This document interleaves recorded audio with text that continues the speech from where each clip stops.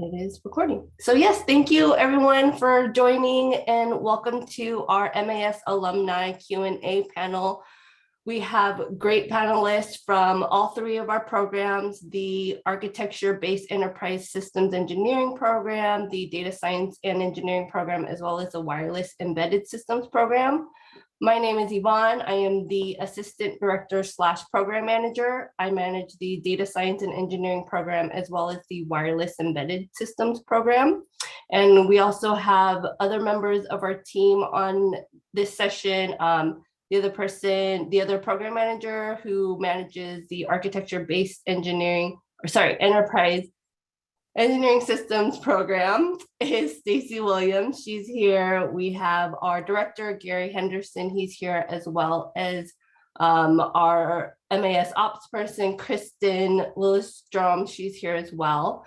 But I don't want to take up too much of your time. This focus of this session is the alumni and their insights and everything that they've gone through with our program. So I am going to just go ahead and get started and pass it on to them. I'll have them each, we'll go kind of by program first and have them introduce themselves, state your name, your job title, the company you work for, which program you completed, and when you graduated. And we'll start off with the Wireless Embedded Systems program. So West alum, do you want to go ahead and start introducing yourselves? Hey guys, my name is Frank. I'm a West alum from 2019. I'm an electrical engineer for NAWIC Pacific, formerly Spay System Center Pacific. So we had a name change about 3 or 4 years ago. So do I just roll right into the questions, or do we wait for some questions?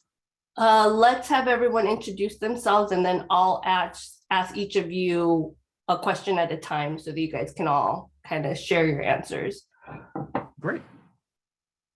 So thank you, Frank. I'm just going to go down the list. Aaron, how about you introduce yourself? My name is Aaron. I am a senior staff engineer at Qualcomm working in wireless 5G, and I took the wireless embedded systems with Frank and graduated in 2019. Thank you. Brian? Hi, my name is Brian Shea. I'm a staff software engineer and chief engineer for the F-22 TACMAN-ST project at Northrop Grumman. I graduated in June of 2021. And of course, Jessica. Hello, Jessica Katsiora. I'm technical staff at MIT Lincoln Lab, and I also am starting as a full-time PhD student at MIT in their ECE department in the fall.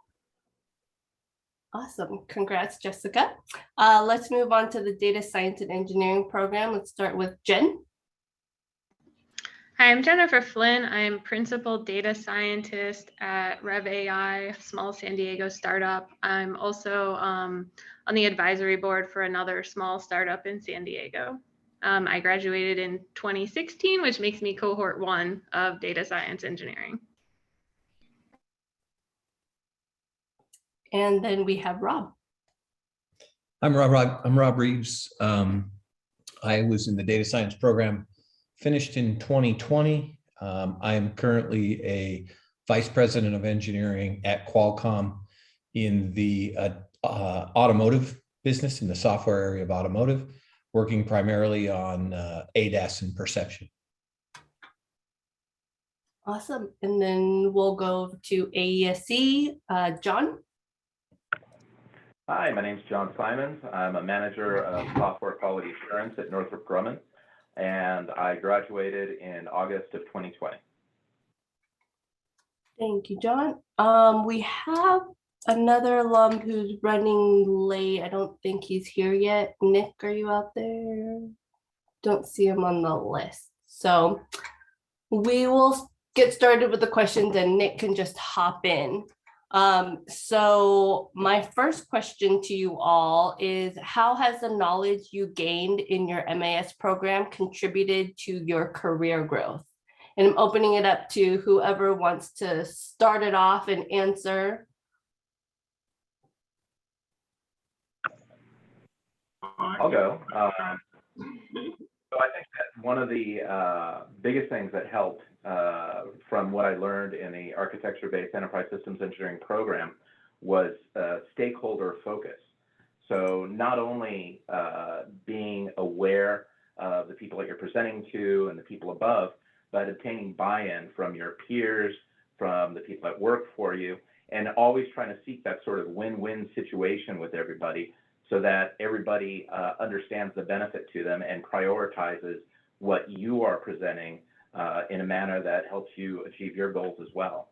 So everything that I learned in AESE is definitely actionable and immediately applicable, but I found that that stakeholder focus helped build up that social capital with people at my work quite a bit. So that was probably the biggest benefit for me.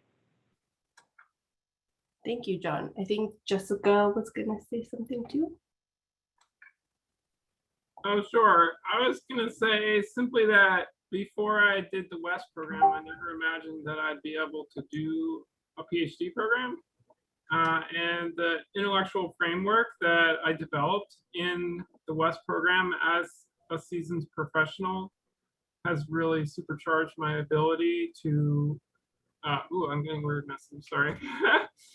It supercharged my ability to work at a significantly more intense academic level that previously I was not able to do. I was mostly focused on practical applications before, and I've been able to take a really big step towards a more theoretical and academic approach to increasingly complex problems. So it has paid off way more than I thought it would. So I'm very happy. Thank you.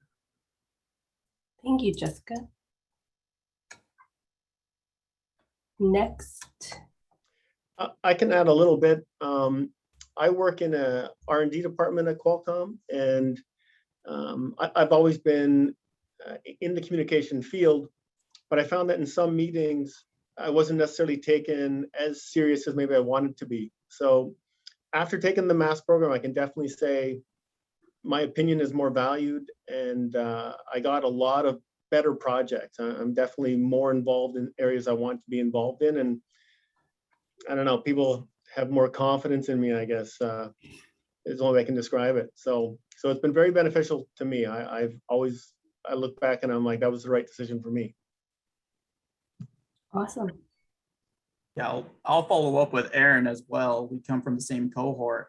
He talked about tackling more projects, and I also gained a better appreciation for the projects that were on the table. I knew what projects I wanted coming back to work. I was able to tackle more advanced projects and take on bigger responsibilities and understand the technical backgrounds behind everything, but also work on those projects with confidence because I understand the fundamentals and the foundations that the wireless embedded systems program has kind of taught me. So I was able to tackle those project goals with confidence.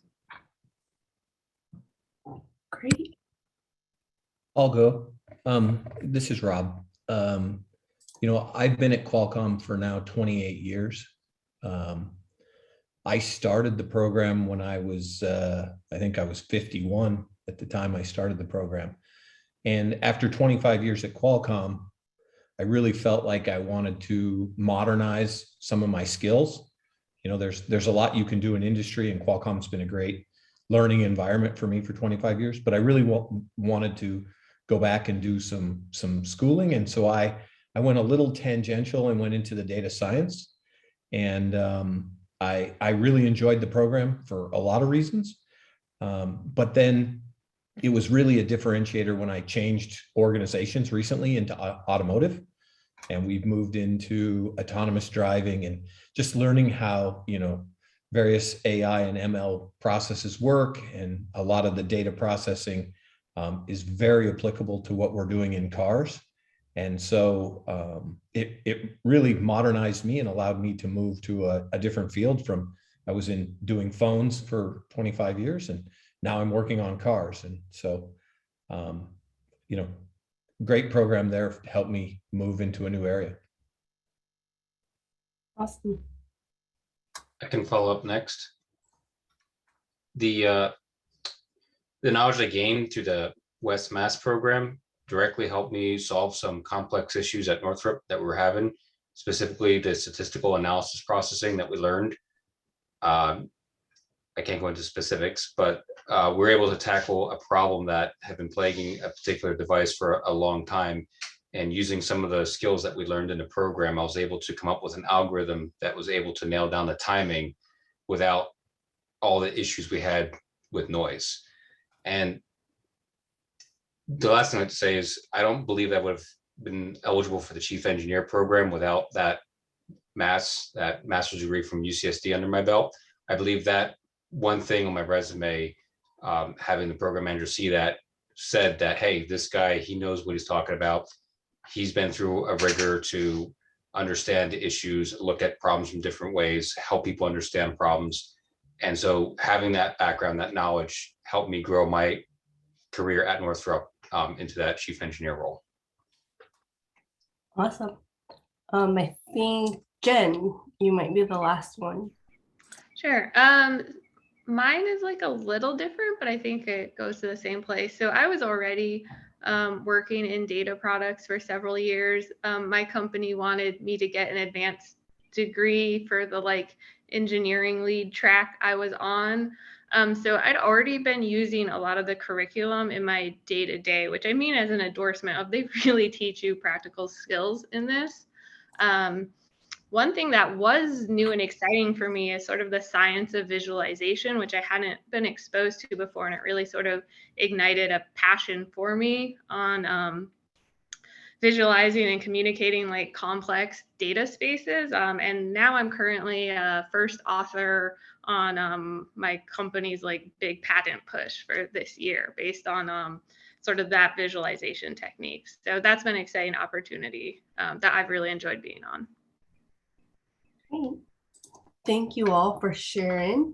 Wait, I think we have Nick who just joined.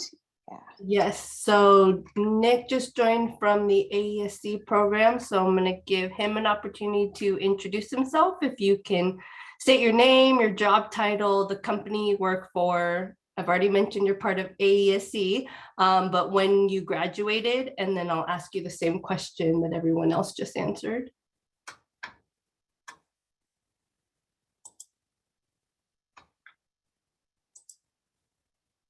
Is Nick on mute? I think there might be, he's troubleshooting microphone, speaker, input, output. He says I have to unmute him, but should be able to unmute yourself.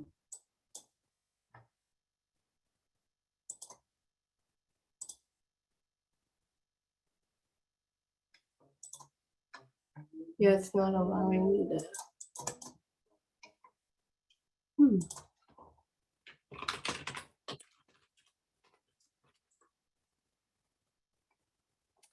So Nick is having some technical difficulties. So while we try to fix that, let's go on to the next question. Unless he's good, no. Let me see if I make him co-host, if that changes anything.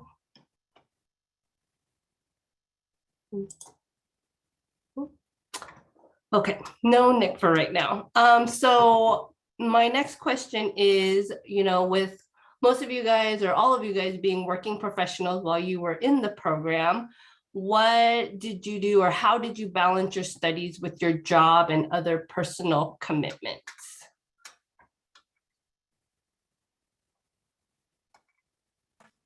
Very difficult.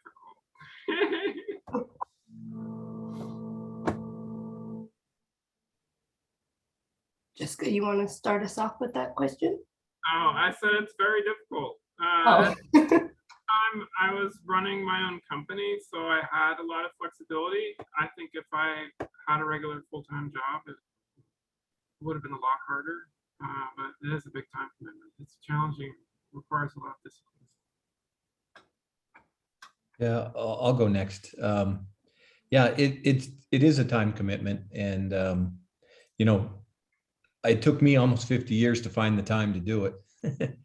But I was fortunate that my kids had reached an age where they were doing their own thing and didn't really need me. So having less kid time was helpful to free up some of the time. but really there is no shortcut to the time, having worked a full-time job. It's a lot of weekends, it's nights, but in the end I found it was very worth it, and I enjoyed the camaraderie of the teams and the stuff that we were learning. And so it didn't really feel that taxing, even though the time is taxing. But because of the subject matter and all the people in the program and what we were learning and everything, it made it a lot easier. Yeah, and I would add that for the people that are listening, if you're going to try to hide this from your team, you won't be very successful, because, assuming it hasn't changed, you have to take every other Friday off in the second year. So, you can't just vanish and hope your team will be cool with that. So I definitely got into a habit where I more or less said goodnight to my kids and my wife and just got to work each night. And you have to put that kind of time in. But more importantly is your team has to know, because, prior to taking this course, I'd sign up for some commitments, and now I'm stepping back and they're like, hey, what's going on? So, I think I kept it secret for a few months, but then I'm like, all right, look, I'm taking this program at UCSD. So you got to let your team know, just know that coming into this program. So the excuse of saying you were on an extended lunch didn't fly? Yeah. No. Yeah. Okay. For me, I had a really flexible work situation. So I talked to my managers ahead of time before accepting the program. They always talk about, PTO is negotiable. Well, you can negotiate that like mid-year, right? So we sort of just talked about what the expectations for my working hours would be as far as my work commitments. I was lucky they counted my Fridays in class towards my time at work as well. And then I could communicate that flexibility if I needed to leave early one day or come in late one day for reasons. For my personal commitments, my cohort kind of laughed at me. I guess we found out I was the only single person in my cohort, and people were shocked to find out I was still dating. And I was like, well, you got to eat anyway. So why not use that time to take care of your other social needs, catch up with your friends, or hey, I'm going to have one drink and then, sorry, I have to go work on my stats homework. You'll find out if that person understands or not. So yeah, and my friends were understanding too. They were happy to have lunch with me or happy to go for a walk with me so I could double book friend time and exercise time. So I did a lot of double booking.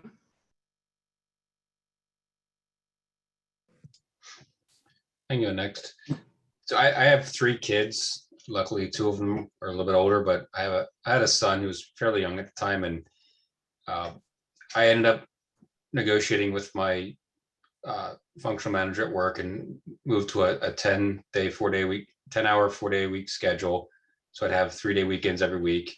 And then on top of that, I almost never used PTO. And so I started taking a lot of extra PTO, working maybe 6 hours instead of a full 10-hour day, a couple days a week, just to give you that extra time. But again, make sure you communicate that with your team. I did kind of take on a little bit less work for the more intensive year of the MAS program. I don't know that they were too enthused about that, but I think they understood once I got done with the program and I kicked back up into full gear again. So it's something you definitely want to make sure that you have a working relationship with your functional manager so they understand where that's coming from. On the personal side, I found it was much easier for me to get up around 3:30, 4 o'clock in the morning and get my work done, and then just power through the evenings with my family to spend the time with them. Luckily, I'm an early bird. I wake up 3:30 in the morning, and I don't usually go back to bed until 10 o'clock at night. But do definitely get the buy-in from your family. I talked to my wife for about a month before I got into the program to really make sure that she knew that this is going to take a significant portion of my time away from her and the family. And you know, we had some troubles going through this. I'm not going to say it was easy. There were times when I was spending, I think, too much time focusing on the challenges and the problems because I was having too much fun doing it. But you know, she let me know, hey, you got to pull back a little bit, and I was like, yeah, you know, I got my work done. I need to get done. I wasn't going to go too much deeper into it, but you know, you have to balance, and life is always a balance, whether it be work or family or both. So it is a challenge, but if you want to move your career up, if you want to take that next step, I fully believe that it was well worth the 1.5 to 2 year investment that went into this program for me. I think Brian hit on a really good couple topics there, which is about balance and communication across essentially the major players in your life. And that's going to be like friends, family, immediate coworkers, and you know, your managing leadership team at work. Let them know your intent and kind of announce a timeline. Tell them that you're going to be gone for, well, not gone, but you're going to be a little bit tied up for 2 years. And, you know, from work side, it might mean you can't take additional responsibilities that's going to push you outside of your normal working hours. Maybe with your family and friends, just let them know that if you're missing from social events, you know, I mean, you're still around, you're just a little bit more conservative with your time, and your weekends are probably going to be spoken for. I know on my end, a lot of my weekends were spoken for by either working on the coursework or attending classes, or you know, just tackling projects. And in regards to work, I think we work off of a 980 schedule. That means we work by default 9 hours a day, except for every Friday where we work 8 hours. And the other Fridays we get off. So that worked very well with this program. So if you're able to talk to your managers or whoever at work to adjust your schedule to better match the program, that could help you guys as well.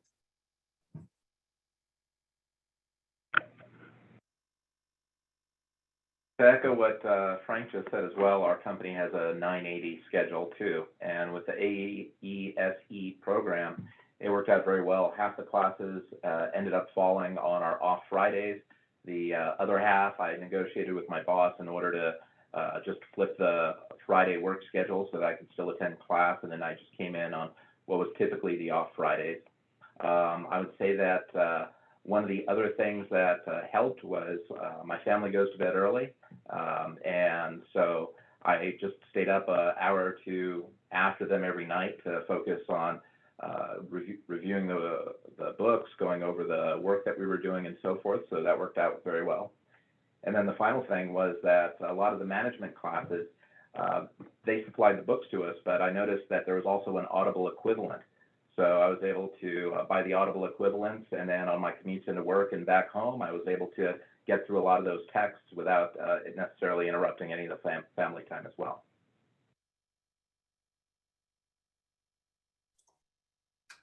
I lost track. Did everybody speak on that question? Yes, Nick did Yeah. possibly.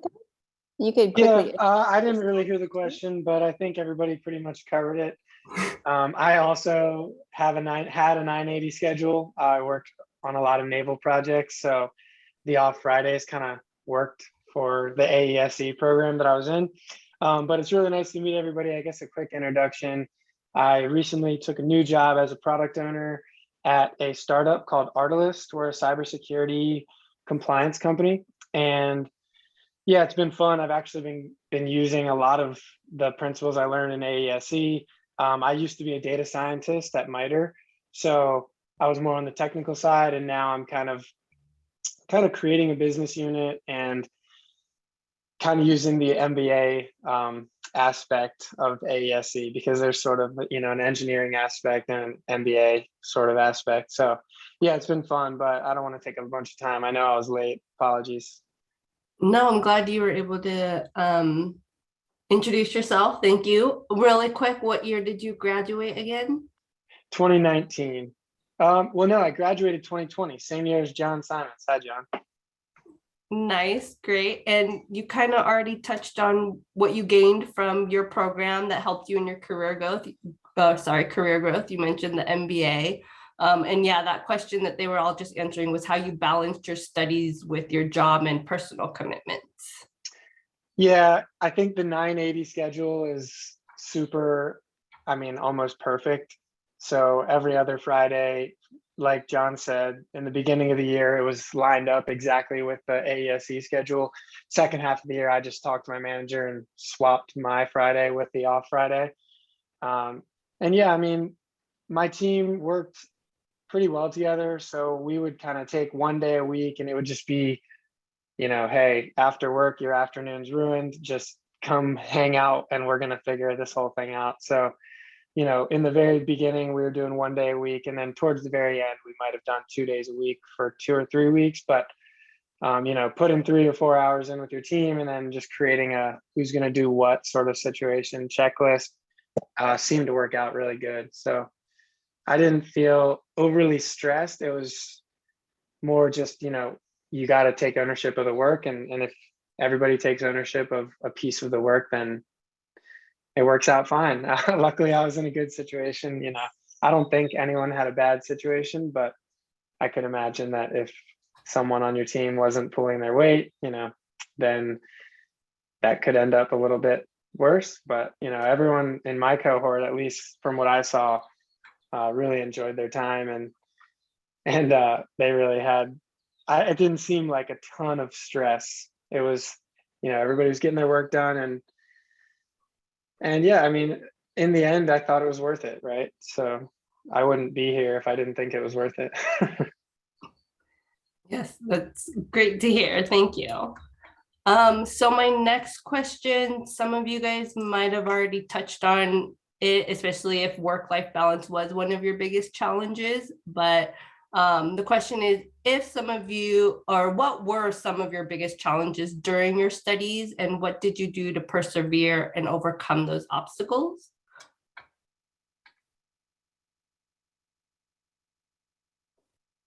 Anybody want to start off? I can take the first attempt at this question. So for me, the wireless embedded systems, you know, of course, the technical aspects of the program will remain a challenge. It's a challenge that I'm sure everybody's going to overcome. But aside from that, I think time and people will be one of the most challenging for all students in the program, regardless of which program you attend.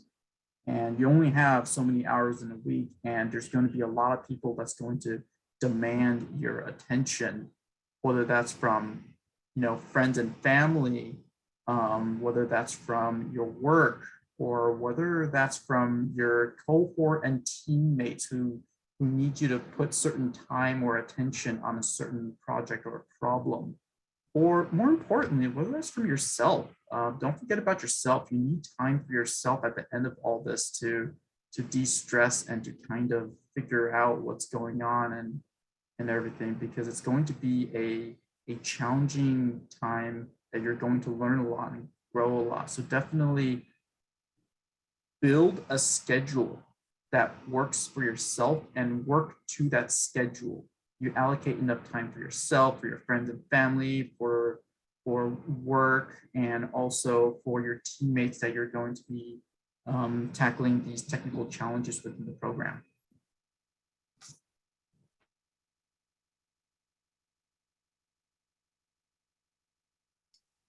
I can jump in next here. One of the biggest challenges that I had during the MAS program was actually COVID. The number one reason I chose the UCSD MAS program was for the in-class hands-on experience. I looked at other programs that were online only, and while they're really good programs, I really enjoy the in-class experience that you get with interacting with people, interacting with the instructors, the teachers' assistants, going into the labs, doing the work, working as a group, you know, side by side. When we were transitioned to online learning, that became difficult. The TAs really did step up, and they provided a whole extra level of support for everybody in the program to make sure that we got what we needed even with the online experience. UCSD was very structured. They got us the equipment, the hardware we needed. We just came down, we picked it up, set it up at our homes, and we worked through that. I mean, aside from the challenges with the family and with everything else, I enjoyed all the coursework. It was a challenge. There was some tough stuff. There was some fun stuff. There's some stuff I still don't understand. But all in all, I mean, if you need help, they're there to help you.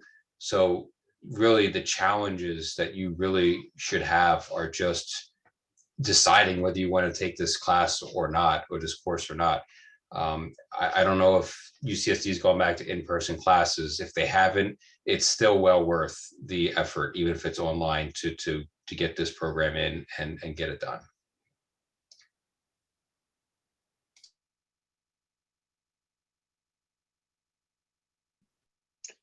Yeah, I guess I can jump in. I would second that. I had a huge, I guess, hiccup because COVID kind of struck right in the middle of our program. Honestly, it didn't affect the end result for me a whole lot, I don't think. I was already used to working from home about 2-3 days a week, and then it just went to 5. Luckily, my team wasn't extremely concerned with the, you know, how everyone can be scared, more scared. If you have older parents, it might be a problem. But luckily, my team was all kind of similar in age, lived either alone or with their spouse, and we were able to actually meet in person. So at least with my team, we were still doing the work in person, but the classes went online, and it definitely, I would say I retained a little bit less information than I would have had it been in person, and we were trying Zoom out for the first time and stuff like that. So if they do go back in person, I say it's worth even more, but that's not to say that, you know, the MAS program being online is necessarily a bad thing. I think it's personal preference, but yeah, that definitely took a toll on us just because we kind of were in limbo for a little bit there and weren't really sure what was going to happen. So it ended up being fine. And I mean, now a lot of people work remotely. So I guess in the end, it all worked itself out. But yeah, I would keep that in mind. But I guess that wasn't even my biggest challenge to answer the question. I think the biggest challenge is you really do have to put yourself out there, and you really do have to, if you have an idea, you have to say it. It's not like work, and it's not like real undergrad where there's a teacher telling you exactly what to do. And at work, you have a manager or a team that kind of knows the goal. You're all learning the goal and figuring it out in real time. So, you know, if you're not a vocal person, luckily I sort of am, but you do need to speak up, and you need to figure out, you know, what needs to be done, because I mean, I can tell you right now, I would not have learned as much as I did had my team kept to themselves.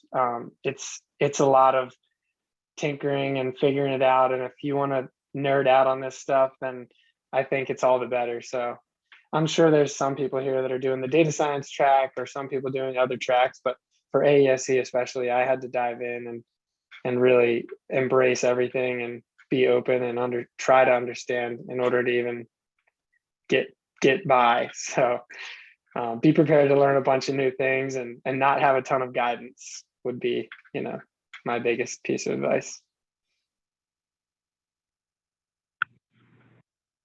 I'll go next.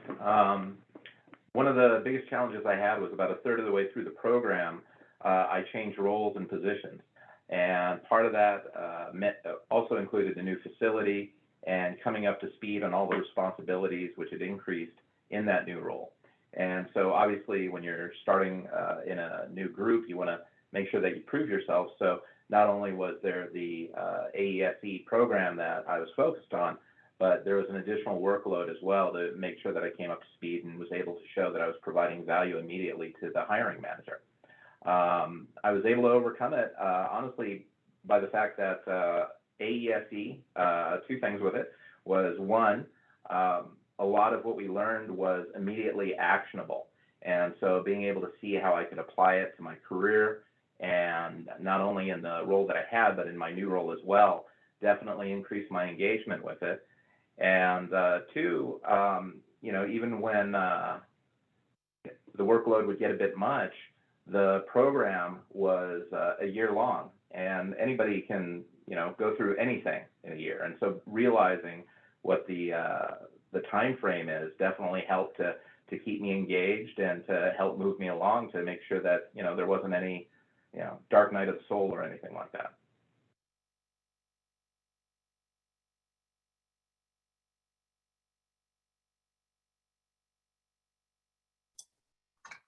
Do we have anyone else who wants to jump in on this? Yeah, my biggest challenge during the program was being demoralized. It's very difficult to have hope at some points. And it was really my fellow cohort that helped me through that. There's times where you just feel like totally overwhelmed and you're banging your head on stuff you can't understand. And it seems like there's no way you could possibly get it done. You can, but having the support of the cohort was really instrumental. I think I've taken lots and lots of classes on my own, not part of the cohort, not in person, and it's a way different experience. I mean, the people that took it during COVID, like I took some classes at MIT during COVID, it's totally different. So the in-person experience was really important for me, and it helped get through those super hardest parts that I'm glad that I didn't have to do the West program online. It would have been significantly different. I was very thankful for a few of the friends that I made that I still have. They're really wonderful. Yeah, I'll add something. So for me, I couldn't agree more that the cohort is a big part of it, right? Just having somebody else to see what's going on, to then, I was really surprised in the data science as much teamwork as we did. Sometimes they were smaller teams of just two. Then there's the final project, which we were a team of 4. But just, being able to share those ideas, and, if you're stuck, having somebody you can talk to. And so sometimes that's just, a friendly conversation. Others it's teammate conversation. I think it made it a lot more fun. And, we got to know a lot of each other through the program, but then I also think it really helped to learn more. Just having an extra group of people, accessibility. And I think for me, my interesting was our last quarter of full program. Our final day was when we locked down for COVID. So we were there on a Friday, March 13th, I think it was. And we all, from work and everything, everybody locked down after that. So we spent the last quarter in our team project, and that team project went very well, but it was also because we'd all worked together for the better part of a year and a half. And so I agree, that was a great part of the program. I still talk to some of the people that were in my class, and it was made the experience a lot better as well. I'll just echo what Rob and Jessica said about your cohort. So I was in the first cohort for DSE, and I think we banded together pretty early. There was some, maybe some wrinkles to iron out the first time through, and kudos to the MAS team and UCSD for being just very responsive to the feedback we were giving. I know they adjusted syllabi and curriculum for the second year, where we thought, hey, this is like way too much work beyond the hours that we can dedicate. So kudos to that. But we also, my cohort started study sessions like really early in year 1, and we there's lots of different technical specializations and subjects within the DSE program. And we always had someone or 2 or 3 people step up who were more experienced in that. And they would say, like, reach out to me if you have a question. Like, I would do that to a friend who I knew, like, hey, I have more free time this quarter, and I'm comfortable with this experience. Like, make sure you reach out to me at any point. Like, don't kill yourself at the end of your workday trying to figure this out yourself. Like, reach out to me. And we kind of just cycled through that because everyone's gonna have those bad times. I made the very suspect decision to have eye surgery in the middle of like our worst course load. So I was blind for an entire week, and my cohort came and picked me up and like took me to class and like made sure I got notes and brought me back home at the end of it. So it was just very like collaborative, like, hey, I'll help you out this quarter because I know I'm going to need that help next quarter.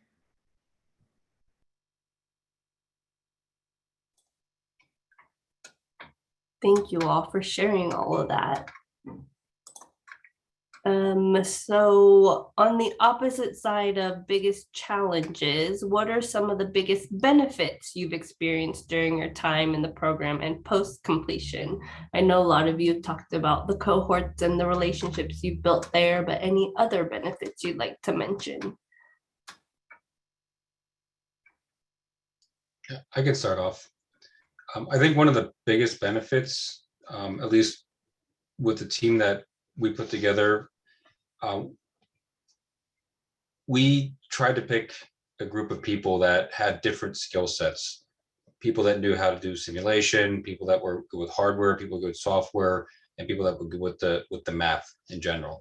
And doing that helped me learn how to work with a wide range of different skill sets and understand what challenges they had and what information they needed from me and what information I needed from them. And so doing that really helped me. It really benefited me even at work, just knowing that, hey, these people aren't really technical savvy in this area, so they may need a little more guidance, they may need more information, and then also communicating what information I need from them specifically, because they don't know necessarily what I'm thinking or what they're thinking. And so that was one of the biggest benefits in my experience, was just working with and actually not seeking out people of similar, I know software, I'm going to work with the software guys.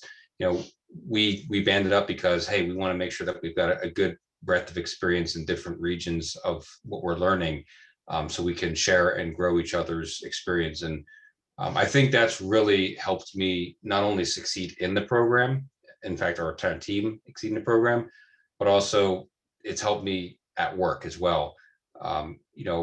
Being a chief engineer, I work with everybody under, in the TechMan's D program, the program managers, the purchasing group, the component engineering group, the mechanical engineers, the electrical engineers, the software engineers, the VHL engineers.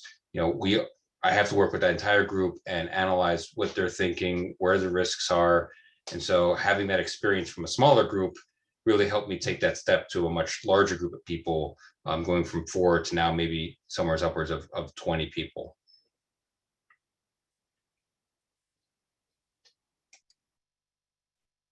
Yeah, I'll take a shot here.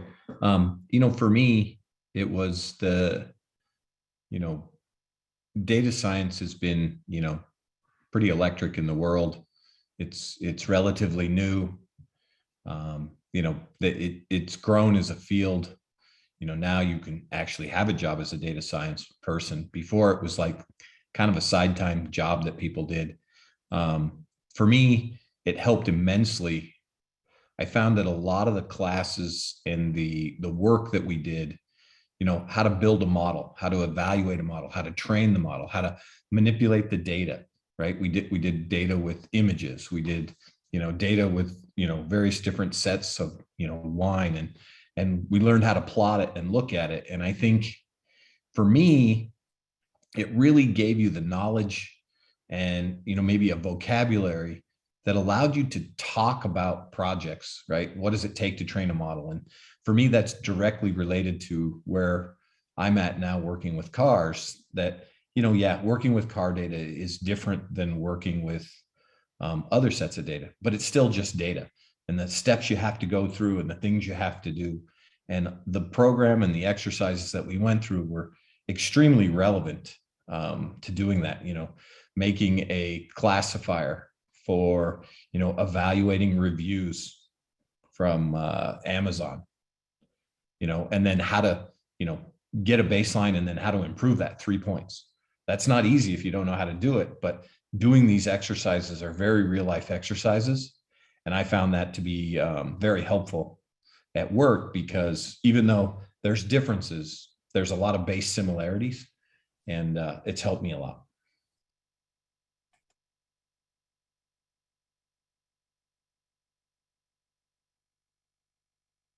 I'll go next. I'd mentioned it as a challenge that I had been in a new role, but this was actually a promotion. So I went from a manager of software engineering up to a department head in software quality assurance. And one of the part of the interview process was they asked me to do a PowerPoint presentation about the role that I would be taking if I got the job. And so obviously, without actually having the job, you're not necessarily familiar with all the minutia as well as the policies and how things are working in there.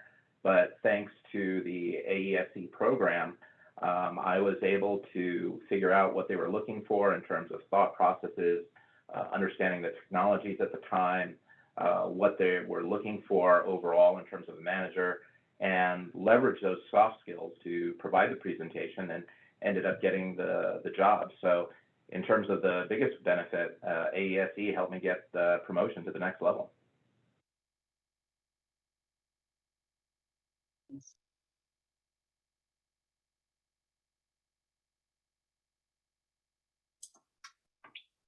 Anybody else like to share? Oh, Jen?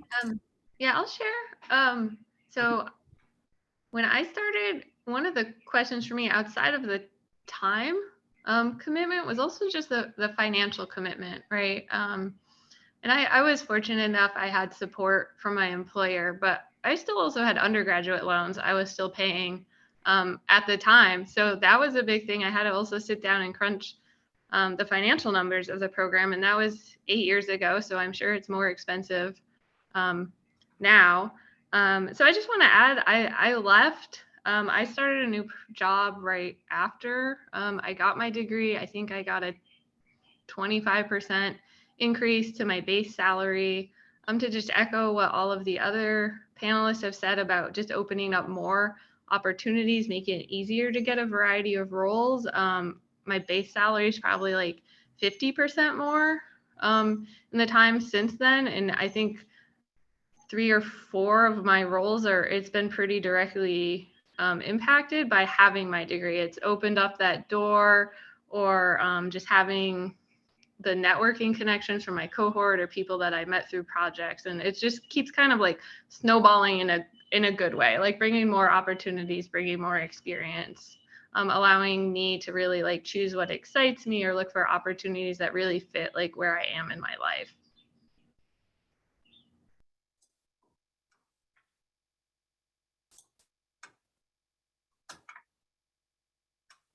If there's no one else to share, we'll go into our last question for me, which is just some last words of wisdom. Do you have anything you want to share for anybody considering applying to the MAS programs? I'll go first, and I'll make it short. I absolutely would recommend it.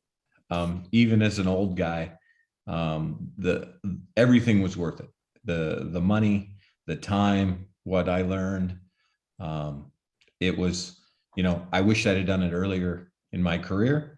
And I didn't get a raise. I didn't get a promotion. I started the program as a vice president, which was a little strange in itself. But it was well worth it.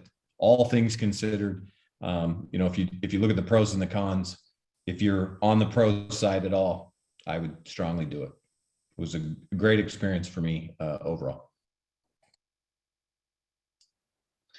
I can jump in here next. Even if your employer doesn't offer financial aid, you might want to still talk to them about providing some sort of financial aid. if you're willing to invest in yourself to improve yourself for the company, maybe you can convince them that they should also invest in you and grow you as an employee. Luckily at Northrop, we had a decent coverage for the program. It covered most years. Some years it didn't cover as much, but all in all, we still were able to talk to several layers of management to try and get additional funding to cover some of that. It ultimately failed, but in the end, if you want to grow, there's an opportunity, and investing in yourself is the best way to improve your net worth, your base salary, your need at other companies, right? Maybe the company you're at doesn't want to invest in you, but they offer a decent financial aid, and you can use that to jump into another company after you've worn out any type of stipulations with that financial aid. But if you're even thinking about, hey, this might be something good, it's worth it. Don't sit there and say, well, I'll do it next year, or I'll do it next year, I'll do it next year. I graduated with my bachelor's in 2003, and I said, yeah, I'm going to get my master's degree, and I'm going to get my master's degree. And it wasn't until 2019 that my wife's like, get your master's degree. And I was like, all right, I'm going to get my master's degree. And so I feel like had I done it sooner in life, I would have probably moved up in the world a bit sooner.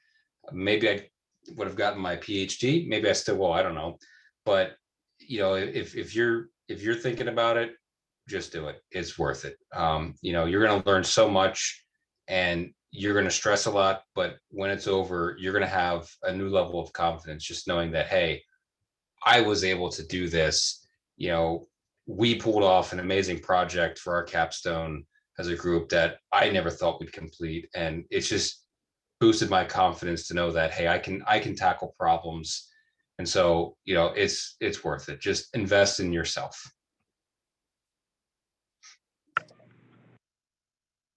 Yeah, let me echo what Brian just said. Absolutely.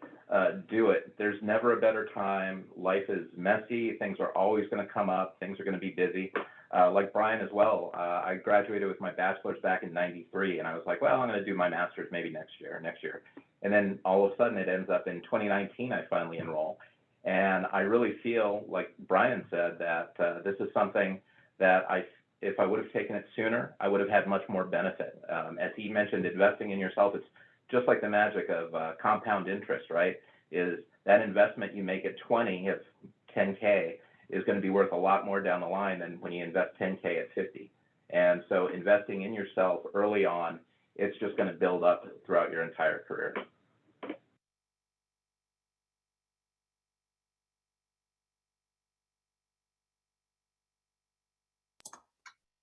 Anyone else have some last words of wisdom before we open it up to audience questions?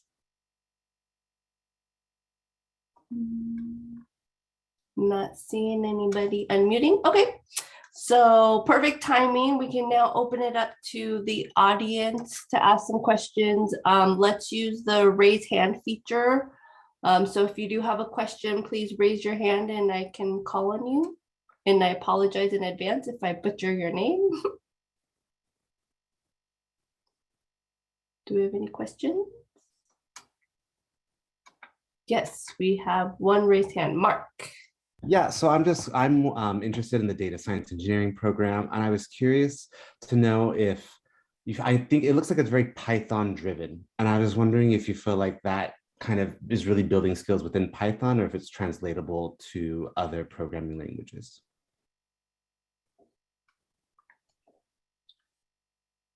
I'll go first. There is a lot of Python work. It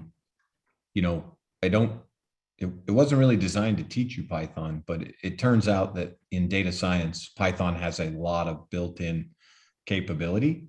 And I will say that's translated to, at least in my area, a lot of real work is done in Python in the data science world as well. We do C and C++ at my work, but there is a lot of Python. but it's around, manipulation of data and how to reformat data and clean data and how to use the language.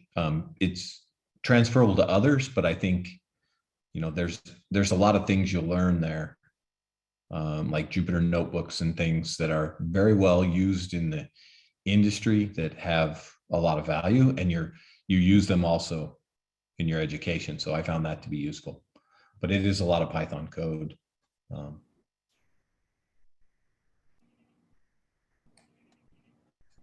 Does that answer your question, Mark? I was just saying my experience is about the same. Thank you. Okay, we have a question from Mimi.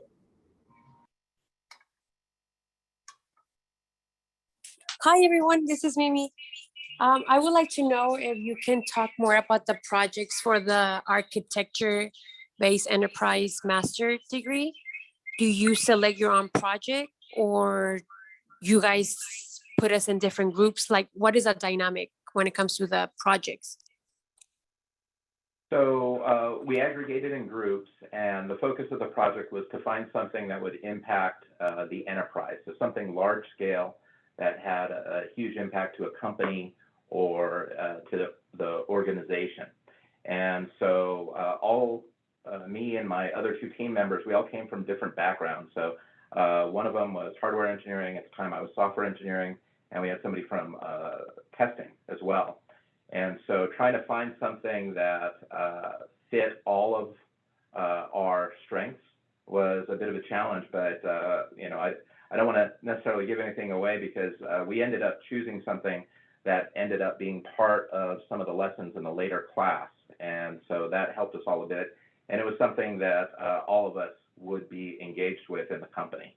So the good part about it was we were also able to talk to the professors and see what their thoughts were to make sure that we were on the right track, and they provided suggestions and feedback as well. So it worked out quite nicely, I think, for our group.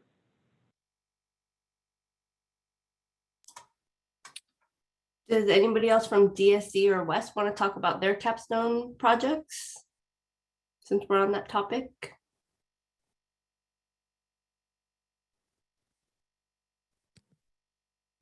I can talk about it. Nobody else from DSE wants to talk about.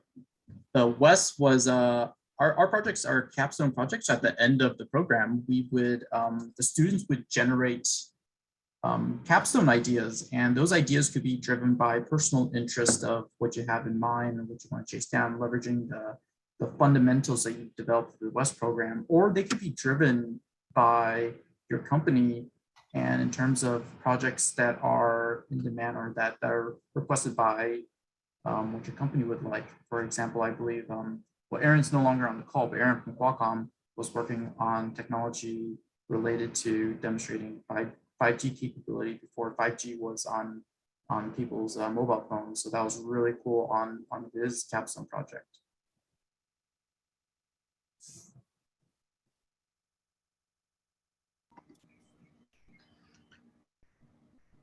I think for DSE, I think there was professors set up for advisors who had suggested areas of interest, and I think students could also suggest areas of interest.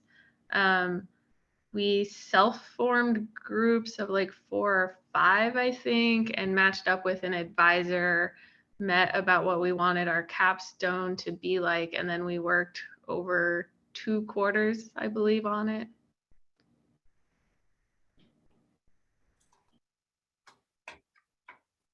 Yep, that sounds about right. Yeah, that was exactly what we did too in our DSC program. We ended up having 4 people, but there was a list. You could add things to the list. There were suggestions. So if you struggled to find an idea, there was ideas out there that you could pick from. And we did get an advisor. We ended up in the neuroscience world, pretty far away from a cell phone. And, we had a lot of questions about our project, and it turned out that, we learned a lot, and, we were pretty skeptical going in, and it turned out to be a well-rounded project for us. So.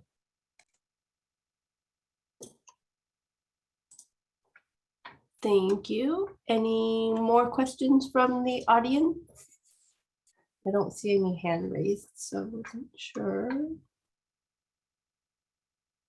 Any other questions? Does the team have any questions for the alum? We did have one more question if we had the time. So since we have the time, I'm just going to throw it out there. In hindsight, did the program meet or exceed your expectations from when you first applied and began your studies? I could jump in on that one. I'm going to say that the program fully exceeded my expectations from when I sat through the first presentation at Northrop about what the program is about. What I thought I'd be doing was just, oh, I'm going to learn some DSP. I'll get to work on some hardware, and I might come up with a cool product at the end. And what we ended up doing was way more than that. Not only did we get to work with some really cool hardware, Jetson boards, Z processors, Z FPGAs and RF front-end chips and other types of embedded processors. I learned Python, which I'm not too fond of. I've gained somewhat of an appreciation for the language just in its nature and who it's targeted for. But if somebody had told me at the beginning of the program, hey, when you're done with this program, you're going to put together an OFDM receiver and it's going to receive 128 point signal, I'd say, no way. And that's exactly what we end up doing. Our group of four put our heads together. We came up with a fully simulated model in MATLAB that emulated what the radio was going to do before we even put a signal in the air. And aside from misunderstanding how the analog device's front end was receiving the data, once we got that done, everything fell into place. And had it not been for all of the work that we did prior to that, the statistical analysis, the data processing, the data analysis, the Python visualization using Jupyter notebooks, we really didn't use too much of the convolutional or neural network stuff that we learned. It's not that it was a waste. I have a very high appreciation for AI and what it can do. It's just not it's not an interest of mine, but it's still very good to have an understanding of what that does. Even in a wireless system, there's a very big application for AI to go in and analyze signals and maybe analyze threats and be able to remove those threats from your signal, anti-jamming or jamming. Or maybe there's a threat that's being transmitted, you need to jam that threat out, right? Using AI to get that threat and identify it and figure out the best algorithm to nullify it.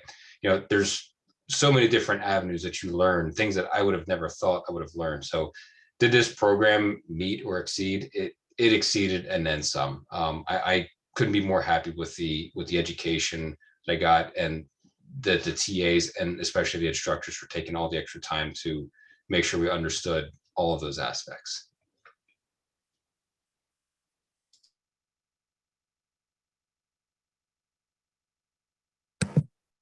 Yeah, I'll comment about that as well in regards to the WES program. So I don't know what's on paper right now, but I last looked at the program description essentially when I joined in, but it definitely exceeded my expectations.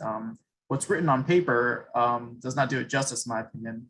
You definitely go in there and it's a rewarding experience to attend the courses and to journey through this program with your cohort.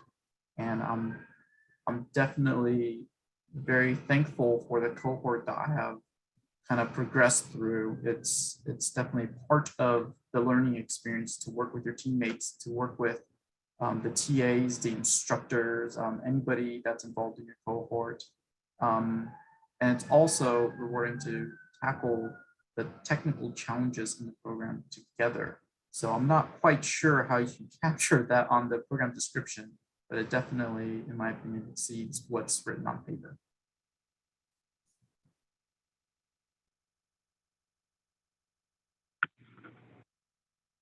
I'll chime in.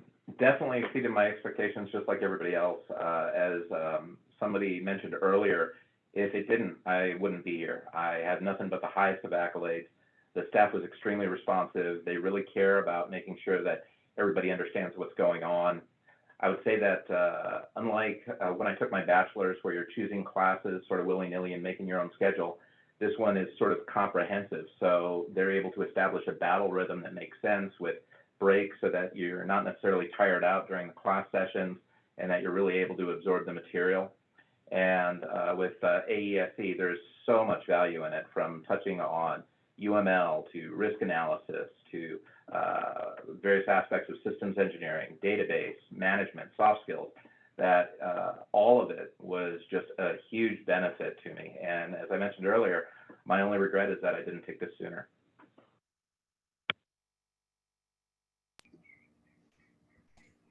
I will add there, we've talked about our experiences a fair bit, but one thing I will say is that the staff does take a lot of the work that you have to deal with on your own on a bachelor's degree. So the staff is great. They were there to help us. They were always available. And I really enjoyed the instructors as well. The smaller class sizes allowed you really to interact, to get to know the professors. And, in the DSE, they were very much tied to the industry. So it's not like they were just teaching a book if they hadn't written it. But, they're actually working with industry experts. Like we worked with Neo4j, and these guys are building new things with the industry. And that was very evident in a lot of the conversations. So that was a great thing to understand that wasn't really clear when you read the description, but that turned out to be a great part of the experience.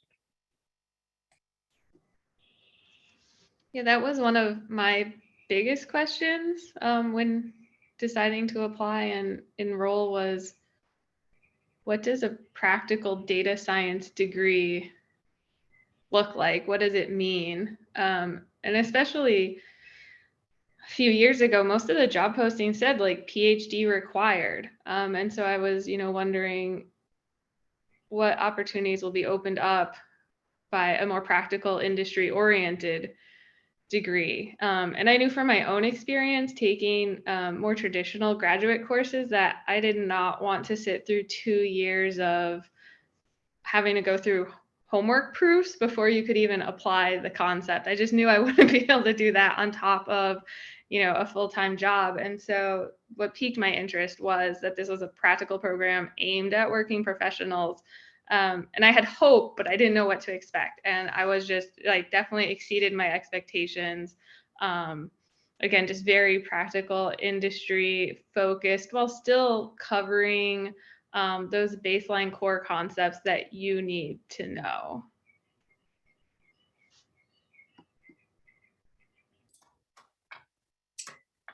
Thank you all for sharing that. Any questions from the audience? If not, we may end it here. So if there are any last minute questions, or if the alums have any last minute or any additional words they'd like to share, this is the time. Oh, we do have something in the chat.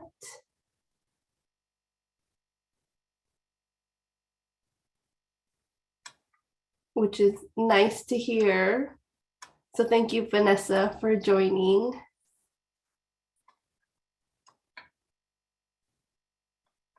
If we have no further questions, then I just want to take this time to thank you all for joining, especially the alums, to taking time out of their busy schedules to be a part of this, and to all of the other people who joined and listened in to everyone's experience. I want to thank the staff for being here, support, especially Stacy, for putting together all these questions for you guys. So big thank you to everybody for being a part of this. And I hope to see all of you guys around, the alumni, prospective students. Hopefully we'll be seeing your applications. Stacy and I are available if you have any questions about the application process or anything like that. to all the alums, don't be strangers, come say hi and visit. We are planning to be back in person for fall 2022. Want to make sure everyone knew that. Of course, everything's still uncertain with the pandemic and everything, so things could change. We're getting our guidance from, the university and following what they've set, guidelines and all of that. But as of right now, the plan is to be back in person for all of our programs for fall. So again, thank you all for being here. And if anybody has any questions, don't hesitate to reach out to any of the MAS team.